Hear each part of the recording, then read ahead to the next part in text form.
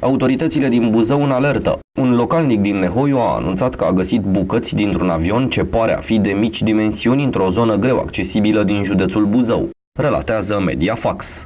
Din primele informații, 2 persoane și-au pierdut viața. Potrivit reprezentanților ISU Buzău, localnicul a sunat în jurul orei 15:30 la 112 și a anunțat că a văzut o aripă dintr-un avion ce pare de mici dimensiuni în zona Nehoiașu-Valea Nehoiului. A zis că a văzut o aripă, așa se pare, dintr-un avion, dar care nu este de mari dimensiuni. Nu a văzut vreo prăbușire. Forțele de ordine au plecat în zona respectivă pentru efectuarea recunoașterii. Echipaje de la ambulanță, polițiști, pompieri și jandarmi au fost mobilizați în zona.